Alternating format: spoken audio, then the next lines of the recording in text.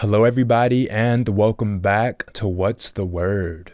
Today is Monday, March 29th, 2021, and today the word comes from Psalm 40, verse 5, which reads, "Many, O Lord my God, are the wonderful works which you have done, and your thoughts toward us. There is none to compare with you. If I would declare and speak of your wonders, they would be too many to count." Now, I personally just want to thank God for everything that's going on in my life right now. As the text says, if you're just to think of his wonders, there's too many to count. And it's been a wonderful week full of blessings. And I just know that the week ahead promises to be even more fruitful. Starting off scoreboard watching with some hockey as the Washington Capitals won both of their games over the weekend. Starting on Friday, they blanked the New Jersey Devils 4-0. Ilya Samsonov made 24 saves to secure his first shutout of the season and the second of his career. But he was tested early as New Jersey recorded the game's first 4 shots on goal in the opening 5 minutes. The Capitals answered with efficiency as Alex Ovechkin scored on Washington's first shot that reached the net, and Nicklas Backstrom brought the lead to 2 on the team's 4th shot on goal. Nobody lit the lamp in the second period, but the Capitals extended their lead in the final frame, courtesy of a Connor Sherry tally and Alex Ovechkin's second goal of the game. That brought us to yesterday, where the Capitals earned their 3rd consecutive win, knocking off the New York Rangers 5-4, marking their 10th victory in their last 11 games and their 11th win in the 13 games they've played in the month of March. The match went scoreless through the opening 20 minutes with some help from Dmitry Orlov, and it remained knotted at 0 up until Tom Wilson put Washington on the board halfway through the second stanza. Alex Ovechkin put the Caps up 2 with his 18th goal of the season, his 11th goal in the last 11 games. Tom Wilson kept the pressure on, batting home his second of the day with some truly impressive hand-eye coordination. The shot. The rebound, and is it above the crossbar? The goaltender down. It looked like it was kind of around the shoulders of Kincaid. Yeah. And at the start of the final period of play, Evgeny Kuznetsov made the score 4-0, then broke out his signature bird celebration, which likely served as motivation for the Rangers. After Ilya Samsonov denied them on all 11 shots they put on net in the first 2 periods, New York scored 4 goals on their next 9 attempts. Fortunately for the Capitals, sandwiched in between the Rangers' productivity was a shot that TJ Oshie redirected into the net, and that stood as the game winner despite the full-on barrage. Washington's power play, which has now gone 0 of 12 in their last 5 games, still stands top 10 in the league, but they've seen 13 consecutive man advantages end unsuccessfully. Hopefully they can change that as they're back in action on Tuesday, this time in New York against the Rangers at 7 p.m. As for the Washington Wizards, they found themselves back in the win column on Saturday, defeating the Detroit Pistons 106-92. Bradley Beal had 17 points on 6 of 11 shooting, going 3 of 4 from distance and 2 of 2 at the free throw line. He'd had 6 assists, 3 rebounds, and only 2 turnovers in 21 minutes of play.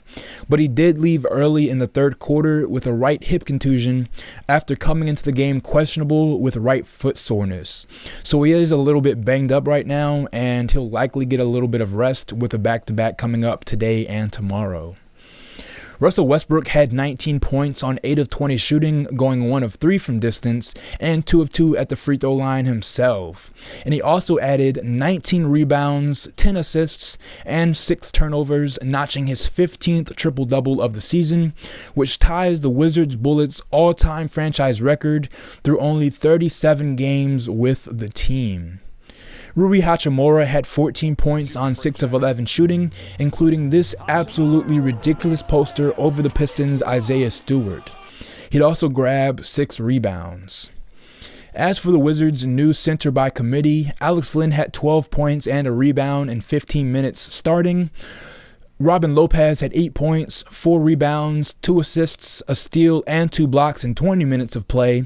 And new acquisition Daniel Gafford dropped 13 points on 6 of 7 shooting, grabbing 5 rebounds, getting 3 blocks and a steal in 14 minutes of play.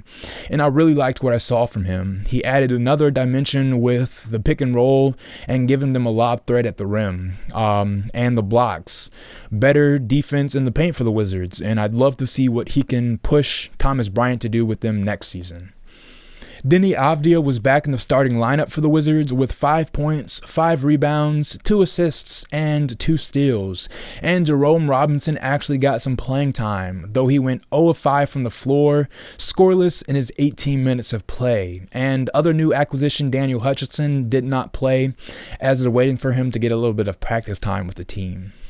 All in all, 6 Wizards scored in double figures as the team shot 48% from the floor, 42% from 3, going 9 of 21, and 100% from the free throw line, though that only came on 9 attempts.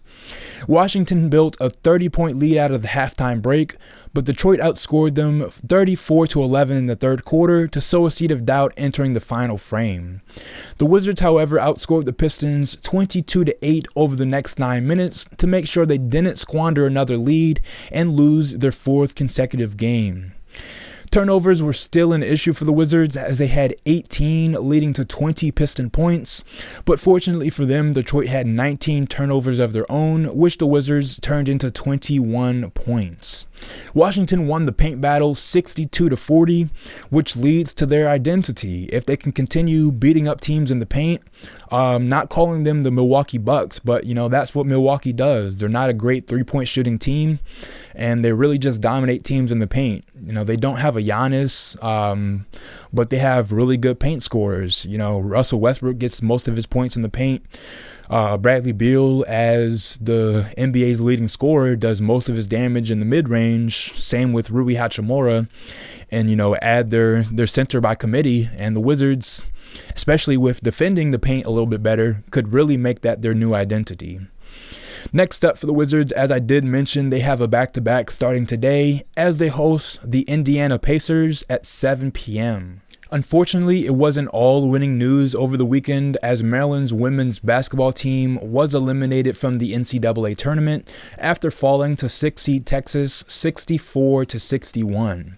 Diamond Miller had 21 points for the Terps, including a beautiful spinning layup in the paint, but just credit Texas's defense in this one. Maryland came into the game averaging just under 92 points for the season, and they were held to 61 in this one. And a lot of that was their inability to hit the three. That was one of their strengths for the season, and they went 5 of 22 from distance, or 22%. On the other hand, potential number 1 pick in the upcoming WNBA draft, Charlie Collier, had a 16-point, 11-rebound double-double. Moving on to UFC 260, which lived up to the hype, at least in the pay-per-view portion of the event. The early prelims were cut short to just 1 fight, while the prelims themselves were just okay. The 1 fight I was looking for, Abubakar Nurmagomedov, he did win by unanimous decision over Jared Gooden. But with that being said, the pay-per-view was everything I was expecting it to be. Sean O'Malley defeated Thomas Almeida by TKO 3 minutes and 52 seconds into the 3rd round. But the fight could have been stopped in the 1st round had Sean O'Malley not been looking for the walk-off KO. As you can see, Almeida was stunned by the left kick to the head and then dropped by the follow-up jab. But Sean O'Malley didn't jump on him, and Thomas Almeida was able to get back to his feet and last into the 3rd round, where he was ultimately knocked out. And once again, Sean O'Malley was looking for the viral KO. Lucky for him, he still got the job done. After the fight, he said, "I like the feeling of walk-off KOs. I wanted him to be lights out, no questions asked." And I understand that. Walk-off knockouts are cool. They all go viral. But Sean O'Malley should be wary of letting up on his opponents. Lucky for him, it did still work out. Thomas Almeida put together a good fight following that. But Sean O'Malley was really dominant throughout the 3 rounds. I really liked, what he came back and did. He was back to checking kicks, which ultimately is what knocked him out of his last fight against Marlon Chito Vera. You know, the fatigue to his legs, the midfoot instability that he now has after the Lisfranc injury. But I really liked his striking game. You know, he did some really cool feints where he faked like he was turning his head, which would, you know, suggest that he was doing a spinning attack. And then he'd come over with the right hand or a jab or even a knee. But I really liked Sean O'Malley's game in this one, and it was good to see him get back into the win column. In the co-main event, Vicente Luque submitted Tyron Woodley via Darce choke 3 minutes and 56 seconds into the first round. The opening minute was really competitive until it wasn't. You know, Tyron Woodley came out the gate strong, but he ended up getting caught, and that was the end of that. Woodley ends up losing his first career fight by submission, and it comes at the wrong time for him. He's now lost 4 consecutive fights, and with his UFC contract up, Dana White suggested that his career is likely over, at least in the UFC. He could obviously go to another promotion and try to extend that, but his time in the UFC is up. As for Vicente Luque, that's now his 12th finish, which is tied for second and one shy of the most finishes in welterweight history. But after the fight, I don't think he capitalized on the spotlight as he called out Nate Diaz. Nate Diaz is obviously a really good competitor, but I don't think his next intention is to fight at welterweight. He's kind of wrapped up in lightweight right now. You know, he wanted the Conor McGregor fight. He wanted the Dustin Poirier fight. And, you know, at this point, he'd probably settle, not really settling for Justin Gaethje, but I really think Nate Diaz wants to fight at lightweight. So Vicente Luque didn't really capitalize off of his momentum. The main event can be summarized with 2 words: and new. Francis Ngannou wins the heavyweight championship by knocking out Stipe Miocic 52 seconds into the second round. Francis stuffed a takedown in the first round and then secured one of his own and teed off on Stipe. I counted about 13 consecutive strikes, but the heavyweight GOAT lasted through the horn. The same could not be said of the shots that Stipe took in the second round. But look at this counter left hook. Boom. Absolutely perfect on the chin. And, you know, credit Francis. I said in my preview that all it really takes is one punch from Francis. He's got knockout power, and Stipe, you know, he couldn't get the takedowns. He was lighter in this fight, having dropped weight for the Daniel Cormier fight, and it really affected him. So what's next?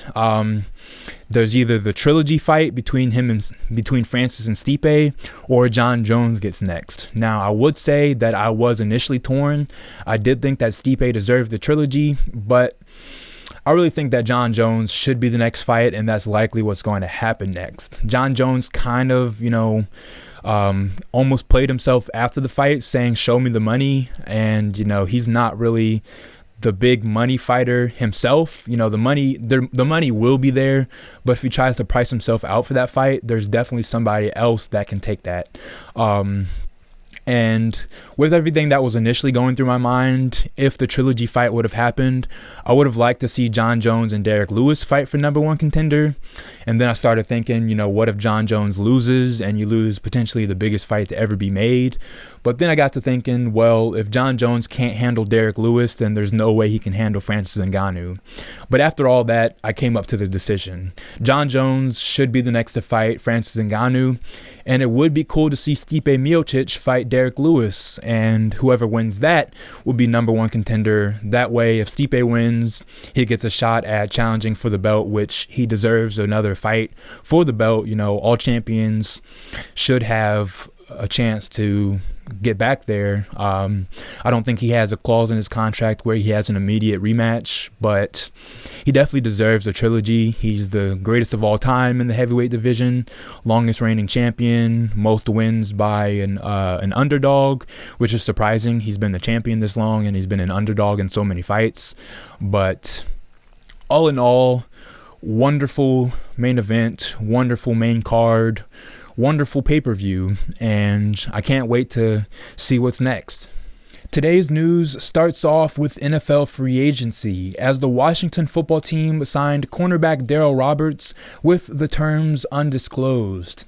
That last quirk, the terms undisclosed, means that it's probably a non-guaranteed contract, so kind of a camp trial.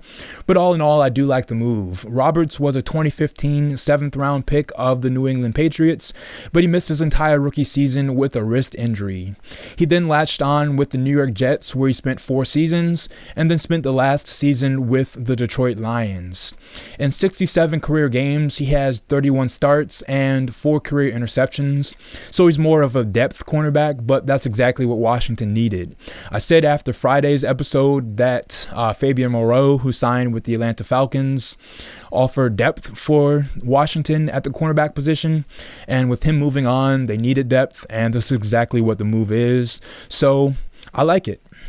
As for the Baltimore Ravens, we actually have some news that isn't a departure or re-signing of a current player. First, the news of a departure though. Former Ravens wide receiver Willie Snead has signed with the Las Vegas Raiders to a 1-year deal. I really thought that Willie Snead would have returned. He's their best blocking wide receiver. But in the same vein with Dez Bryant's comments about, having opportunity to be a number 1 receiver, it was Willie Snead that started that. So after that, you could kind of tell that his time was up. But the team moved quickly to replace him, signing wide receiver Sammy Watkins to a 1-year deal worth $6 million, $5 million guaranteed. It's a decent move. I don't hate it. I don't absolutely love it, but it is what it is. It adds another speedy receiver. You can see what he did with the Kansas City Chiefs and Patrick Mahomes, so that's arguably why the Ravens wanted to go out and sign him. But also there's a connection with Greg Roman, the current offensive coordinator of the Ravens. Last time that Roman was the offensive coordinator and Sammy Watkins was a receiver was with the Buffalo Bills, and Watkins had a career high 1,047 yards with 9 touchdowns in 13 games back in 2015. So if he can bring back that same amount of magic, it does help the Ravens, but still, I've seen some experts say that this now means that the Ravens don't need to take a wide receiver in the first round, but I would kind of argue that they need a real possession receiver. Sammy Watkins still not really a possession receiver. He's a speed receiver that can take the top off, and he can give you some crossing routes, kind of like Marquise Hollywood Brown. Yes, the Ravens have Mark Andrews at tight end, but they really need a receiver on the outside that can do that. Speaking of NFL news, the National Football League is expected to expand its regular season to 17 games. It's been 16 games since 1978, which is the longest that they've gone without changing their season schedule, and I don't really know how I feel about it. I'm not sure what one extra game does other than add revenue, and a lot of players don't really like it. It's kind of awkward. Certain teams are going to get an extra home game while other teams are going to get an extra road game, and it kind of throws off the balance to me, and I don't really like it. Last but not least, with Major League Baseball's opening day approaching on Thursday, April 1st, we have some roster news to talk about. Starting with the Washington Nationals, who made a bit of a surprise move by optioning down projected starting third baseman Carter Kieboom to AAA Rochester. The move's only a bit surprising as Carter Kieboom, while a solid defender, has really struggled offensively. Not just this year in spring training, but last year he didn't really make the most of his opportunities as he struck out a lot and he had a batting average under 200. In a move that's not all that surprising, the team also optioned down shortstop Luis Garcia. He's still young, but he still has some things to work on. He made his major league debut last season, and a lot of people expected him to be on the opening day roster this season, but he'll get some regular at-bats down at AAA. What those roster moves do mean, though, is that some other players on spring training invites make the opening day roster. Hernan Perez and Jody Mercer both making the squad out of spring training. They're both utility infielders, with Hernan Perez supposedly being able to play a little bit of outfield, but they'll chip in a little bit at third base and at second base, and they'll be pinch hit batters off the bench. As for a move that might cause some groans from fans, fan favorite from the 2019 World Series team, Gerardo Parra, did not make the opening day roster. He was sent down to minor league camp though, so he'll get an opportunity to make the AAA team, and eventually we could see Baby Shark playing as a walk-up song again at Nationals Park. As for the Baltimore Orioles, most of their news is pitching related. After opting out of his minor league deal last week, Wade LeBlanc signed a split contract that will pay him $700,000 if he remains with the big league squad. To make room for LeBlanc on the active roster, the Orioles added first baseman Chris Davis to the 60-day injured list. And although Chris Davis only had 2 at-bats in spring training before tweaking his back, I don't really think this move is all that related to injury. Chris Davis, who's fallen out of favor with the Orioles since signing that massive contract back in 2015, hasn't really played a lot, some due to injury and some just due to not being relied upon. And the move to the 60-day injured list means that he doesn't take up a roster spot while just not playing. In another move, the Orioles acquired pitcher Adam Plutko from the Cleveland Indians in exchange for cash considerations. Plutko, who is out of minor league options, was made expendable by Cleveland's abundance of pitching. And I like the move. The Orioles always buy low on players, and I think it will pay off this time. He's versatile with 36 career starts in 50 appearances, and he has 2 career saves, so he can do a plethora of things for the team. And finally, pitcher Felix Hernandez, who was also another spring training invite, isn't going to make the opening day roster because of his elbow injury, so he has opted out of his contract. So at least for now, we won't see King Felix in an Orioles jersey. But that is all I have for today's episode. Thank you for tuning in. God bless.